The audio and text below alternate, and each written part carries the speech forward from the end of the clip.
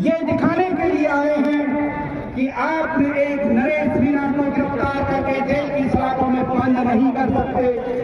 आप अपने कानून का डंडा चलाकर अंग्रेजों की तरह निर्दोष आदिवासी 36 कौम के लोगों पर आप बेरहमी से हमारे बच्चों को नहीं पीट सकते।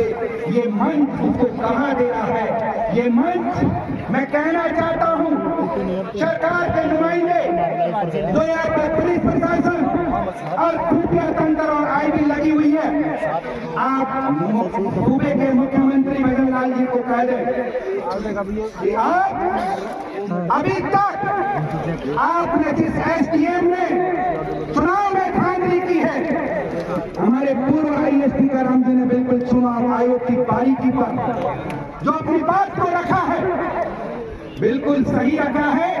सबसे पहले एफआईआर होनी चाहिए थी एसडीएम पर, और निश्चित तौर पर जिस तरीके से बिल्कुल सही कहा है कि जब वोट लेने का वक्त आता है, सभी राजनीतिक दल इस किसान कौम को, आदिवासी, दलित, गोविंद को और अल्पसंख्यक को वो अपने को भाई बनाकर उनका वोट ले लेता है। मैं कहना चाहता हूं, नरेश को मैं अच्छी तरह से जानता हूं। नरेश वो युवा है जो हर कौम के युवा को राजस्थान यूनिवर्सिटी में जब एडमिशन नहीं मिलता था तो वो ICC से टका जाता था और उस पुलिस को बढ़ाती थी। नरेश मीणा उसकी लाठी अपने पीठ पर काटा था। मैं जानता हूं नरेश मीणा। और ये सरकारें जिस तरीके से छल और षड्यंत्र रच के इस प्रदेश के युवा की आवाज को दबाना चाहती है, वो कान खोल के सुन ले, कभी युवाओं की आवाज को दबा नहीं सकते। हम भगत सिंह को आदर्श मानते हैं और नरेश मीणा भी भगत सिंह को आदर्श मानता है। ये आपको मैं विश्वास दिलाना चाह रहा हूं इस मंच से। ये चित्रा जी देखें, ये हमारे बुजुर्ग बैठे हैं, इस प्रेस कॉन्फ्रेंस जब हमने की तब हमने प्रेस मीडिया से भी कहा कि सरकार इस मुद्दे को गंभीरता से ले, हमें मजबूर न करे, हमें मजबूर न करे कि हमें सड़क पर उतरना पड़े। हम गांधी को भी मानते हैं, अम्बेडकर को भी मानते हैं और भगत सिंह को भी मानते हैं, लेकिन आपने इसी 21वीं सदी में आपने जलियांवाला बाग की याद दिला दी। जिस तरीके से जलियांवाला बाग में निहत्थे लोगों पर गोलियां चलाई, आपने किस कानून के अंतर्गत सम्राटता के अंदर घरों में घुसकर आपने हमारी माताओं और बहनों की इज्जत को बेआबरू किया। आपको किसने अधिकार दिया? इसका मतलब आप संविधान को नहीं पढ़कर आए। मैं कहना चाहता हूं एसडीएम को, शायद आपने सही रूप से संविधान को नहीं पढ़ा और जिस तरीके से मीडिया और सोशल मीडिया में उस एसडीएम के जो कुदरत सामने आ रहे हैं, मैं कहना चाहता हूं कोई अपराधी नरेश मीणा कोई अपराधी नहीं है। आपने उसकी आवाज को दबाने के लिए वो 36 कौम के लिए लड़ रहा था, वो साम्राज्यता के न्याय के लिए लड़ रहा था। आपने एक माँ के लाल को जेल की सलाखों के पीछे डाल करके आप आवाज दबाना चाहते हैं। मैं कहना चाहता हूँ क्योंकि कलेक्टर भी सुन ले, ये आपके प्रशासन को बोल दे, ये 36 कौम है, ये जल जला पूरे राजस्थान में ही पूरे देश में आएगा। जब ये जवानी जिगर चलेगी, उधर वो तूफान आएगा। निश्चित तौर पर नरेश मीणा की आवाज आप नहीं दबा सकते, वो न्याय की आवाज थी। आप सरकार किस तरीके से आवाज को दबाना चाहते हैं, मैं भाई को प्रहलाद गुंजन जी से कहना चाहता हूँ। आपका स्टेटमेंट मैंने देखा था कि मुझे कांग्रेस पार्टी अगर इजाजत, पहले मैं पूछूंगा इजाजत देंगे तो ठीक है, वरना मैं समरावता जाऊंगा।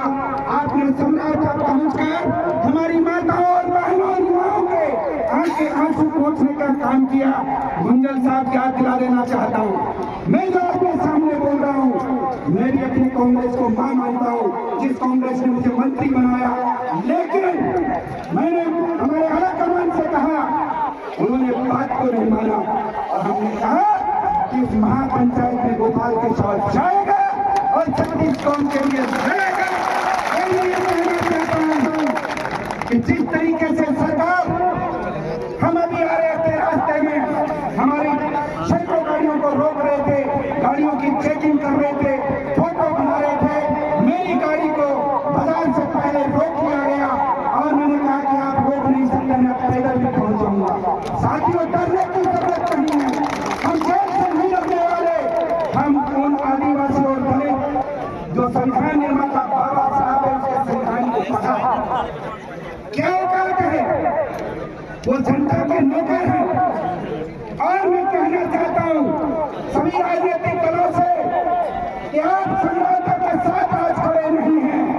मेरे पूर्व वक्ताओं ने कहा है कि 2028 में हम उनके भी भीतर गोल कर देंगे।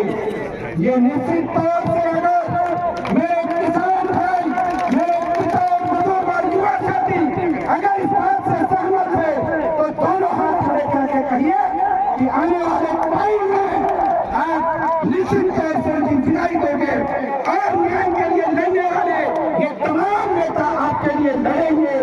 घुमरिया साहब ने जिस दिन से ये कायम हुआ तब से हमने दूरभाष में बात की। घुमरिया साहब कप्तान की तरह चुनाव आयोग हो, अनुसूचित जाति आयोग हो, चाहे सरकार हो, चाहे पुलिस के अधिकारी हो, उनसे टकराए। हमें जरूरत है ऐसे मंच में दिखाने के लिए ऐसे तमाम हमारे आदरणीय नेताओं को।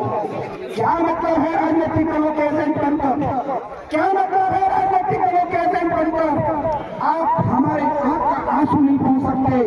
हम तुम्हें संसद में भेजते हैं, हम तुम्हें विधानसभा में भेजते हैं और जब आप चुनाव लड़ते हैं उसमें हाथ नामों में भरते हैं कि मेरे इतना बीघा जमीन थी, इतना नगद था, इतना बैंक में जेवर था और 5 साल बाद आप चुनाव जीत कर जाते हैं। उनकी 300 गुना संपत्ति कैसे बन जाती है, वह संपत्ति का अधिकार बनाने के लिए जनता देती है, ना कि उनकी जेब से आता है, ना उनकी बाकी प्रॉपर्टी से आती है।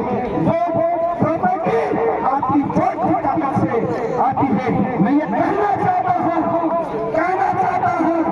इस मां पवित्र कुंडली चौथ भवानी के मंदिर से अगर आप लोगों में न्याय की ज्वाला है तो निश्चित तौर पर संकल्प लेते जाइए कि जिस दिन नरेश भाई जेल से छूटा, राजस्थान नहीं लाल किले की प्राचीर में आवाज आनी चाहिए कि नरेश छूटा है, जेल के ताले टूटे हैं और निकलनी और दिल्ली और बाहरी सरकार को हमने ये दिखा दिया है कि आने वाले टाइम में आपकी राजस्थान से विदाई होगी, चाहे वो बीजेपी हो चाहे कांग्रेस हो।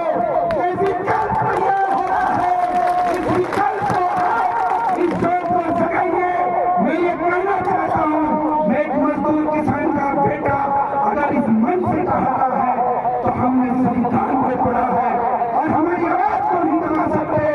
मैं कहना चाहता हूँ क्योंकि समय का अभाव है, मन संचालक महोदय ने हमें समय का थोड़ा सा पाबंदी दी है, लेकिन मैं ये कहना चाहता हूँ सम्राट का जो आंदोलन लड़ रहे हैं हम आपके साथ खड़े हैं।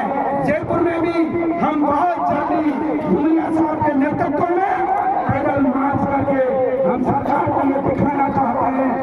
माननीय अनेता में मजबूर मत करिए, हम लोग लड़ने से नहीं लड़ते, हम लोगों ने आज से नहीं अंग्रेजों से भी मुकाबला है। आपकी क्या दिशा है, आपने मुझे यह